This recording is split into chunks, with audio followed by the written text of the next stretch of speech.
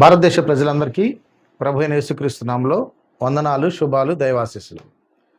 ఈరోజు మన భారతదేశంలో గమనిస్తే మరి పోలీస్ స్టేషన్లో, కోర్టుల్లో చాలా చోట్ల న్యాయం జరగట్లేదు. ఎందుకు ఇప్పుడు ఈరోజు ఈ ప్రస్తావన చేయడానికి వచ్చిందంటే, మరి తమిళనాడు రాష్ట్రంలో మదురై ప్రాంతంలో రీసెంట్గా వెలుగులోకి వచ్చిన ఒక వార్త. మరి తమిళనాడు హైకోర్టు ఒక మంచి జడ్జిమెంట్ ఇవ్వడం జరిగింది. 2020 సంవత్సరం మార్చి 19వ తారీఖున కరోనా టైంలో మదురైలో ఉన్న ఒక సహోదరుడు జయరాజ్ అనే ఒక బ్రదర్ మరి తన సెల్ ఫోన్ షాప్ని ఆపరేట్ చేసుకుంటూ ఉన్నప్పుడు మరి టైం కాకముందే పోలీసులు వచ్చి క్లోజ్ చేయమన్నప్పుడు ఆయన, ఏమండి ఇంకా టైం ఉంది కదా, మీరు అప్పుడే ఎందుకు క్లోజ్ చేయమంటున్నారని అడిగినందుకు అతన్ని పోలీస్ స్టేషన్ తీసుకువెళ్ళారు.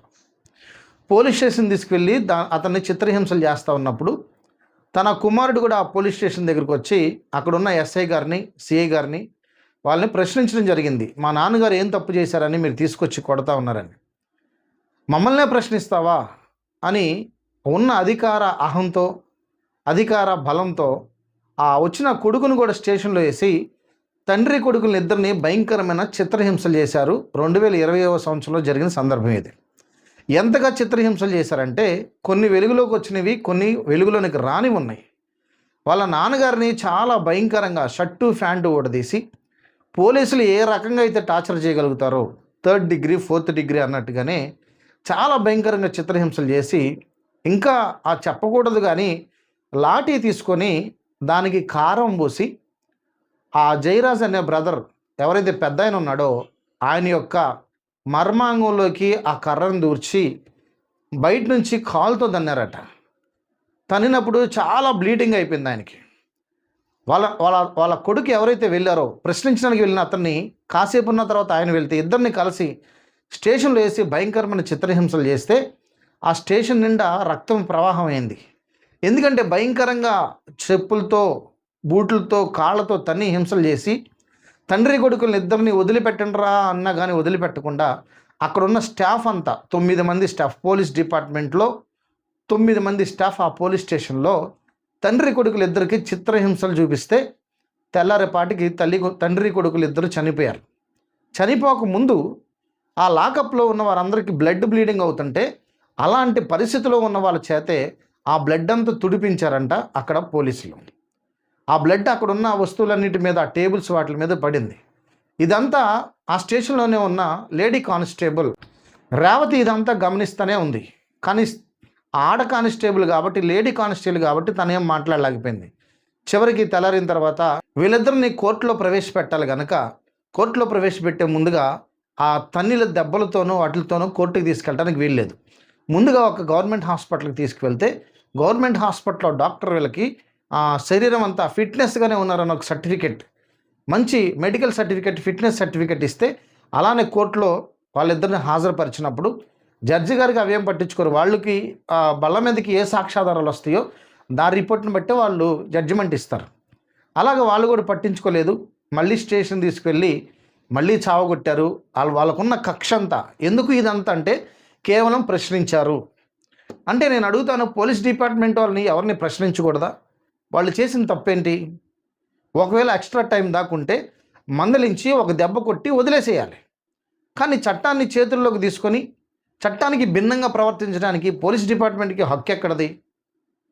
ఇద్దరిని చావగొడితే తెల్లారిపాటికల్లా వాళ్ళిద్దరు చనిపోయారు. చనిపోయిన తర్వాత వాళ్ళ బంధువులందరూ చాలామంది పోలీస్ స్టేషన్ దగ్గరికి వచ్చి అక్కడ సమాజంలో ఉన్న వాళ్ళు, ఆ ప్రాంతం వాళ్ళందరూ పోలీస్ స్టేషన్ల ముందుకు వెళ్ళటం, కోర్టుల ముందుకు వెళ్ళటం, వాళ్ళ దగ్గర ధర్నాలు చేయటం ఇదంతా జరిగింది. చివరికి కేసు ఏ కొలిక్కి రాకపోయేసరికి ఇక కోర్టు వారే పోలీస్ స్టేషన్ దగ్గరికి ఒక జడ్జిని పంపించారు. జడ్జిని పంపిస్తే ఈ 9 మంది పోలీసులు ఎవరైతే ఉన్నారో జడ్జి గారిని కూడా స్టేషన్లోనికి రానివ్వకుండా జడ్జి గారిని కూడా నిరాకరించారట. ఎప్పుడైతే ఈ రేవతి బయటకు వచ్చి గళమెప్పిందో అప్పుడు జడ్జి గారు దాని విషయంలో స్పందించి స్టేషన్లోనికి వెళ్ళి చూసినప్పుడు ఏ లాకప్ డెత్లో అయితే ఆయన చనిపోయాడో అక్కడనే రక్తపు మరకలు ఉన్నాయి. ఎవరైతే ఈ రేవతి అనే సహోదరి లేడీ కానిస్టేబుల్ ఉందో దాని విషయంలో స్పందించి కోర్టుకు వెళ్ళడానికి సిద్ధపడింది. ఒక ఆడ మనిషి అయినా సరే నాకేదైనా ప్రమాదం వచ్చిద్దేమో, నా ఫ్యామిలీకి ఏమైనా ముప్పు వచ్చిద్దేమో, లేదా నా జాబ్ ఏమైనా పోయిద్దేమో అని తను ఆలోచించలేదు. చూడండి, ఇక్కడ మనం గమనిస్తే కంచే చేను మేస్తే కాపు ఏమి చేయగలడు అన్న సామెత వీళ్ళకి సెట్ అయింది. కానీ ఈ 6 సంవత్సరాల్లో ఈ కేసు పెండింగ్లోనే ఉంది. ఎవరైతే ఈ సహోదరి ఉందో, రేవతి అనే సహోదరి, లేడీ కానిస్టేబుల్, ఈమెకి ఎన్నో బెదిరింపు కాల్స్, నిన్ను చంపేస్తాము, ఈ విషయంలో కేసులో కనుక నువ్వు గలం విప్పితే నిన్ను లేకుండా చేస్తాము, నీ ఫ్యామిలీని సర్వనాశనం చేస్తామని ఎన్నో బెదిరింపులు వచ్చినప్పటికీ లేడీ కానిస్టేబుల్ అయిన రేవతి న్యాయం పక్షంగా నిలబడింది. నిజంగా దీని విషయంలో లేడీ కానిస్టేబుల్ అయిన రేవతికి హ్యాట్స్ ఆఫ్ చేయాలి. పోలీస్ డిపార్ట్మెంట్లో ఇలాంటి యథార్థవంతులు, నమ్మకస్తులు ఉన్నారని రేవతిని చూసైనా కొంచెం ఆశలు తలెత్తే అవకాశం ఉంది. ఈరోజు మనం ఏ డిపార్ట్మెంట్లో చూసినా లా పరంగా, చట్టపరంగా, పోలీస్ డిపార్ట్మెంట్ పరంగా దేంట్లో చూసుకున్నా సరే ప్రతి చోట అన్యాయమే జరుగుతూ ఉంది.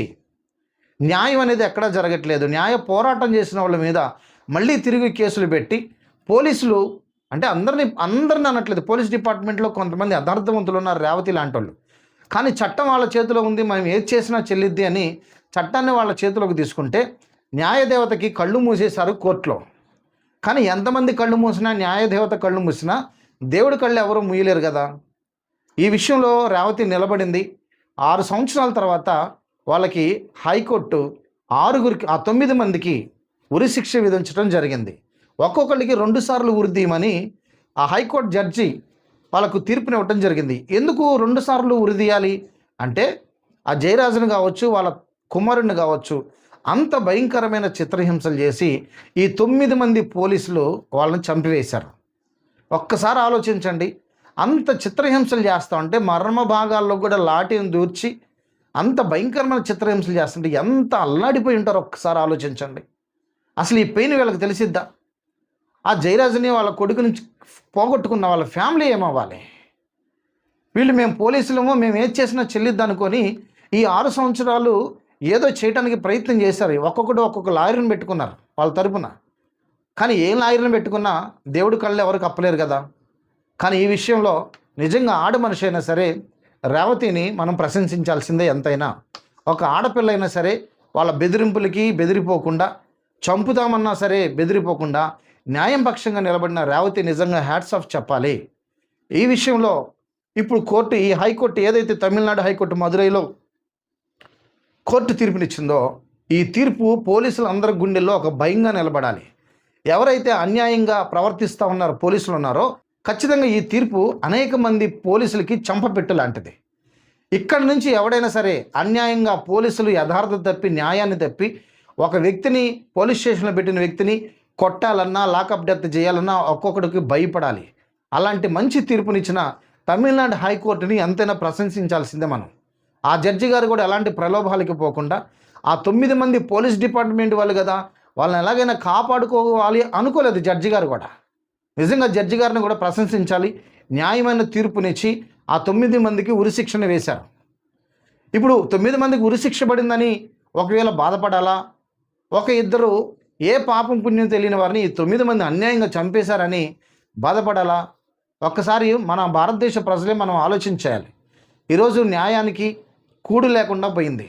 ఎక్కడైనా రాజకీయ నాయకులు కావచ్చు, ఈ పోలీస్ డిపార్ట్మెంట్ వాళ్ళు కావచ్చు, వాళ్ళకున్న అధికారాలను దుర్వినియోగపరుస్తూ మా చేతిలో ఏదైనా ఉంది, మేము ఏదైనా చేస్తాం, చెల్లిద్ది అనుకుంటే అలాంటి కాలాలు ఇంకా చెల్లుబాటులో లేవు. ఈ విషయంలో ఖచ్చితంగా ఎవరినైనా సరే, ఏ ప్రాంతంలోనైనా సరే, అన్యాయంగా ఏ పోలీసు వాడైనా సరే ఎవడి మీదైనా చేయి చేసుకున్నా ఖచ్చితంగా ప్రశ్నించే హక్కు ప్రతి భారతీయుడికి ఉంది. ఖచ్చితంగా ప్రశ్నించే హక్కు సగటు భారతీయుడికి ఉంది. చట్టానికి విరుద్ధంగా, చట్టానికి మించి ఏ డిపార్ట్మెంట్లో ఉన్నవాడు ప్రవర్తించినా ఖచ్చితంగా వాడి మీద చట్టపరమైన చర్య తీసుకునే అవకాశం ఉంది. ఆ హక్కు రాజ్యాంగం మనకు కల్పించింది. కాబట్టి ఇది చాలా శుభ పరిణామం. ఇంకా న్యాయం బ్రతికే ఉంది అనటానికి ఇదిగో ఈ తమిళనాడులో జరిగిన ఈ ఇన్సిడెంటే మనందరికీ నిదర్శనంగా ఉంది.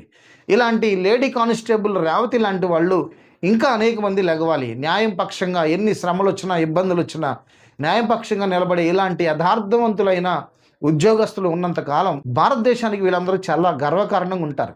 ఈ విషయంలో తమిళనాడు హైకోర్టుని నేను ప్రశంసిస్తూ ఉన్నాను. అలాగే రేవతి గారికి కూడా ప్రత్యేకమైన అభినందనలు తెలియపరుస్తున్నాను. మిమ్మల్ని, మీ కుటుంబాన్ని దేవుడు చక్కగా కాచి కాపాడును గాక. మీ అందరూ కూడా సత్యంలోకి నడిపించబడుదురు గాక. Praise the Lord. వందనాలు.